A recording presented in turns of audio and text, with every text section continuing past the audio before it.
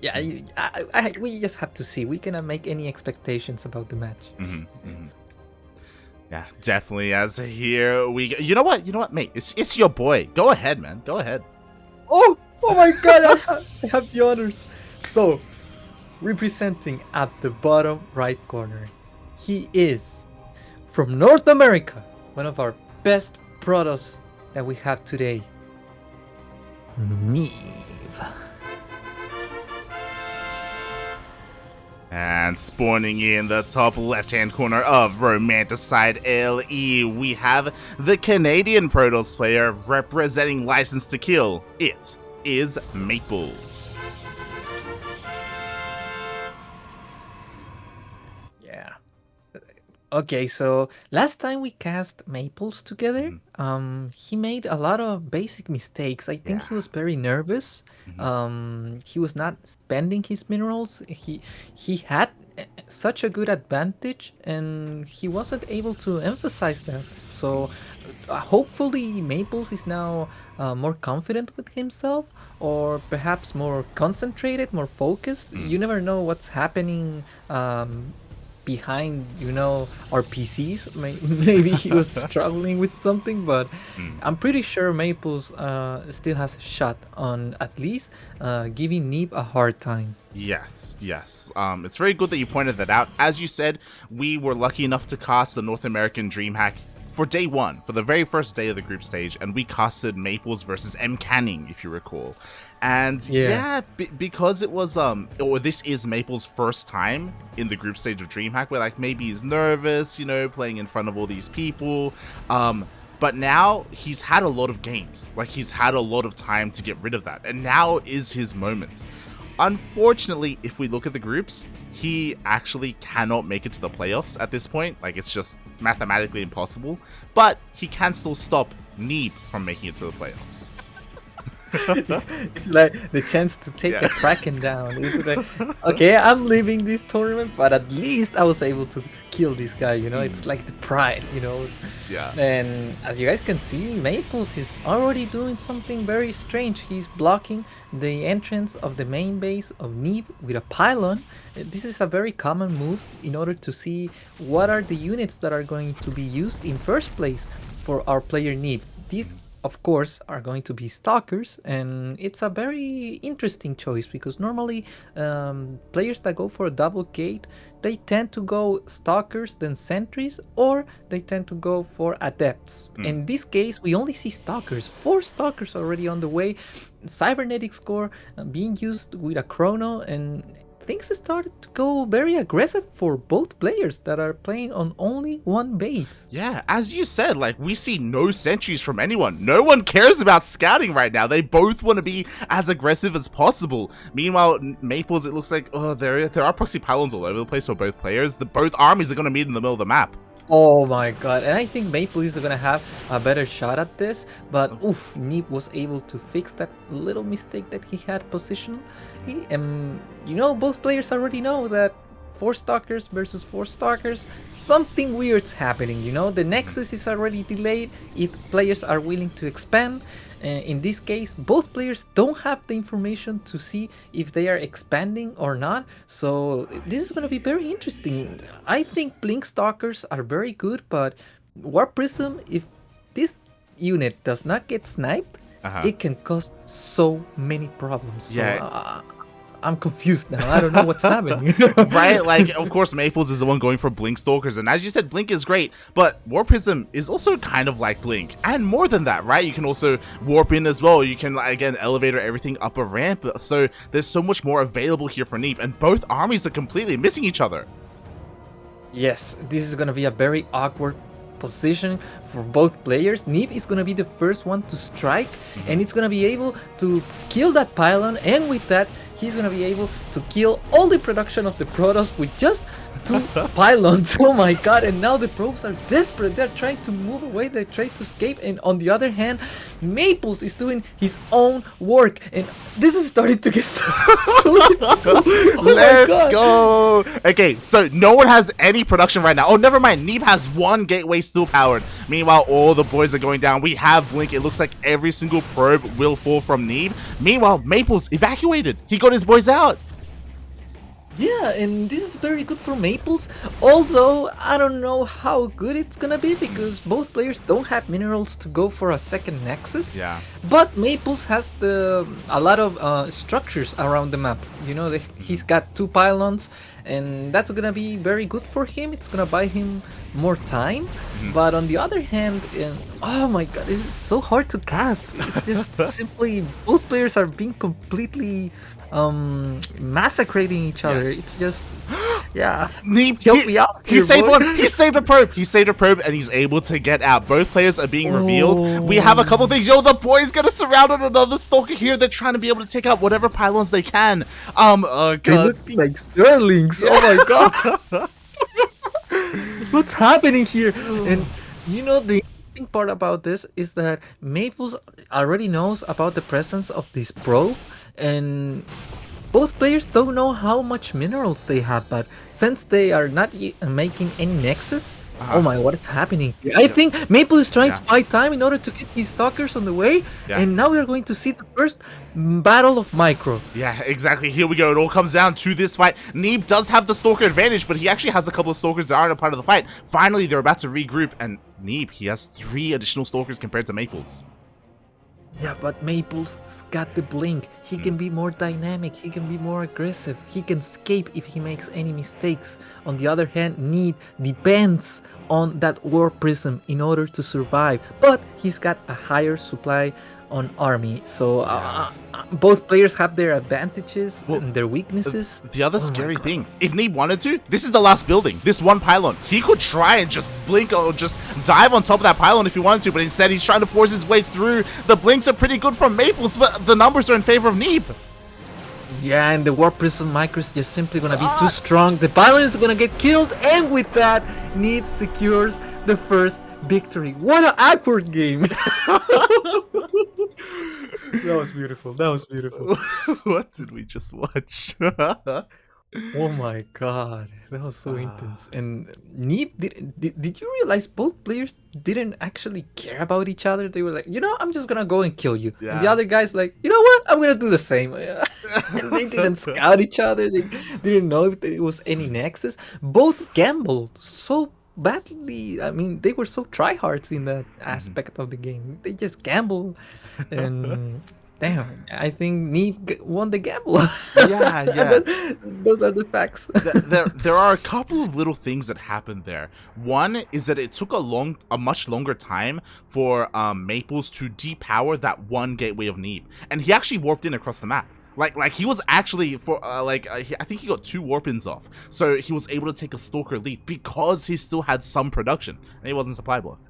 On top of that, maybe there's a world, because if you remember, Neeb, they were about to fight and Neeb had like 2 stalkers that were still like waddling across the map, where maybe if Maples had waited with his probes and attacked together, right, with his probes and his stalkers, maybe he could have made something happen. Oh god, that was, as you said, very awkward. Yeah, but Neeb had he had more initiative. I think that's one of the reasons why he won. He was the first one to attack Maples, and Maples was kind of like on shock. He was like looking at his main without, he wasn't using his stalkers, so he was like, what do I do? I think this is just gonna be a base trade. And that took like 10 seconds of trying to solve the problem.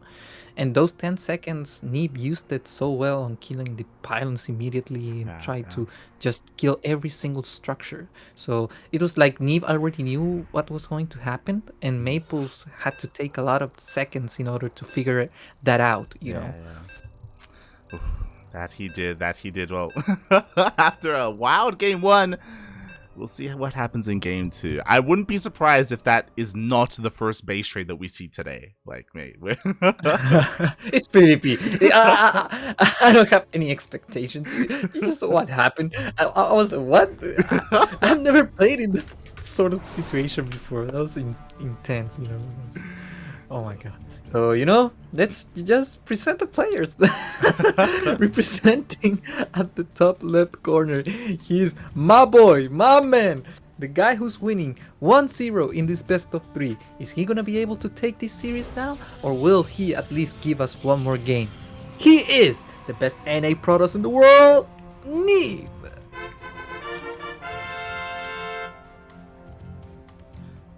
And spawning in the bottom right-hand corner of Lightshade LE, we have the Canadian Protoss player. He is blue, representing Team License to Kill. It is Maplez.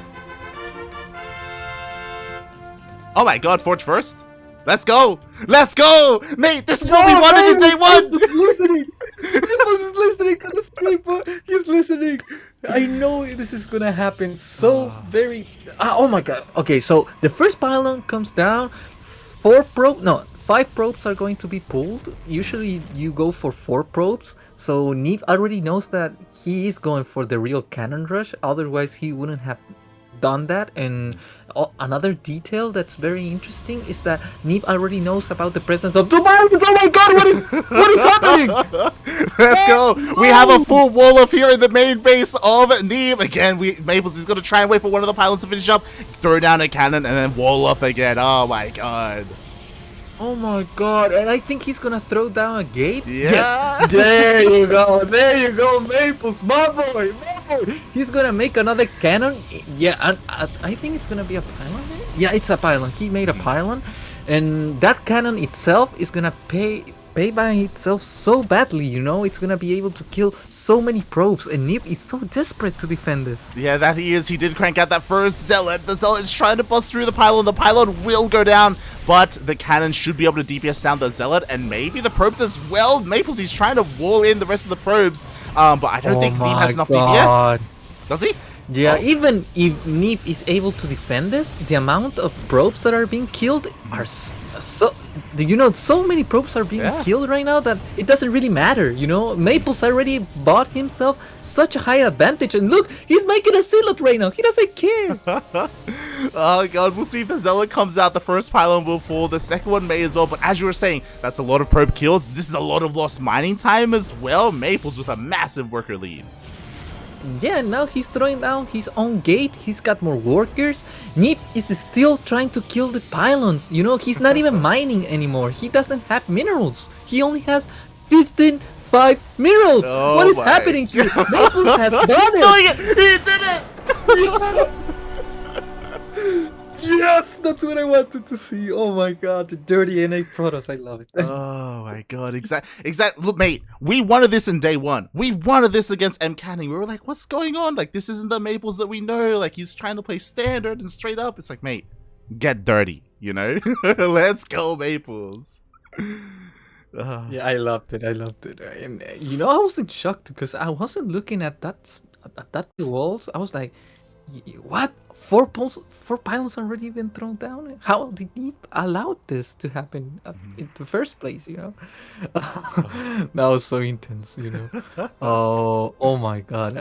I want to watch the replay, man. I want to watch that probe. It's such an MVP, you know? Oh my god. I'm still in shock. I'm like, what happened? That was amazing. That was just an amazing game there by Maplez. But we'll see what happens here in game number 3, the ace match, right? Like, we're not going to see a Forge first again, right? Like, that's not.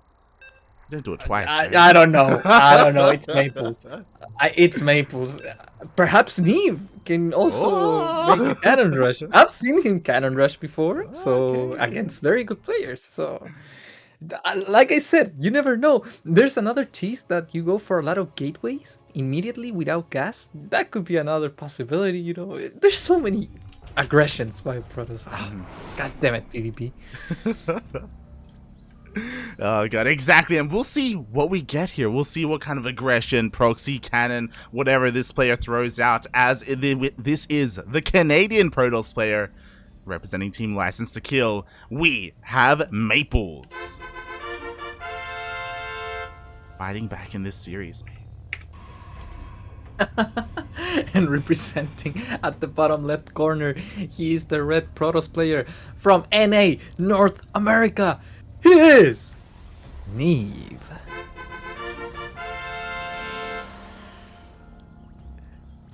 Are we going to see Forge? No, no, no, no. Oh man, I wanted to see some more dirty stuff. You know, I wanted to have more adrenaline in my bloodstream, but no, no, that's not gonna be the case. Both players are playing some sort of standard choice.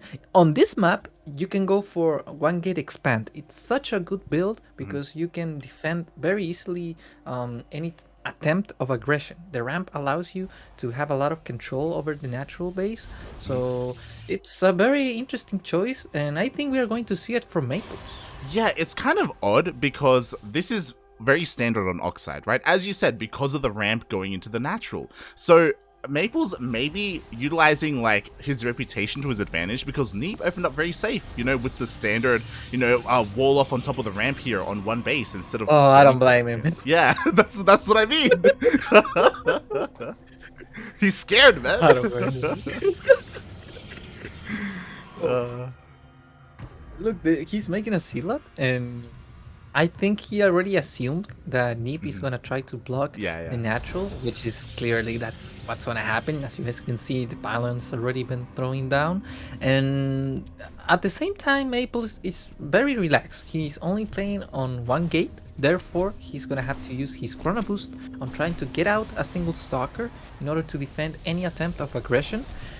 When you play for one gate, you have to make as many units as possible with that single gate in order to defend aggressions. For example, if Neeb goes for Adepts and Oracles, you have to assume that you need to have at least 3 stalkers. And look, Neeb with such a sick move.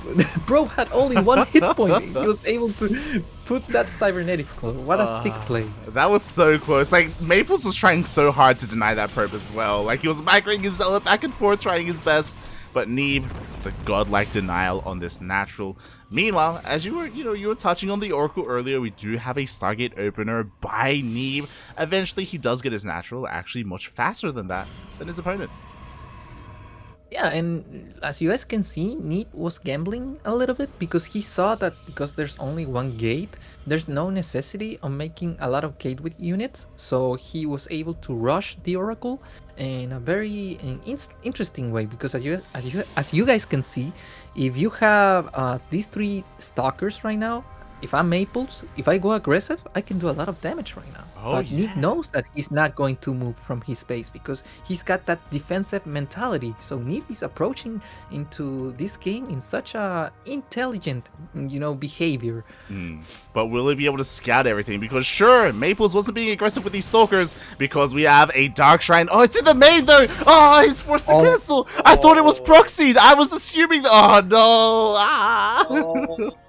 That was so sad, and now Neeb knows. He saw the cancel on the DTs, and he's like, okay, so I think he's just gonna try to align me because I see no nexus, and perhaps he's gonna throw down a stasis ward. There it is, and oh, that was very close. That was very close.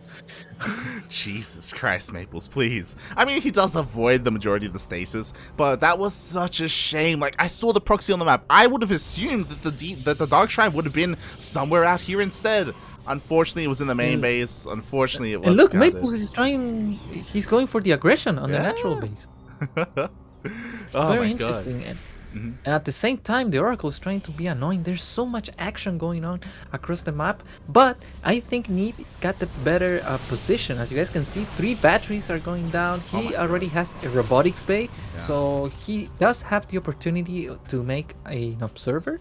But would you imagine if Maples goes for a lot of DTs and he snipes down that pylon? I mean, the only possibility of scouting, of having vision to the DTs would be this Oracle. Yeah, exactly. We'll see how that goes because he did throw down that Dark Shrine, by the way.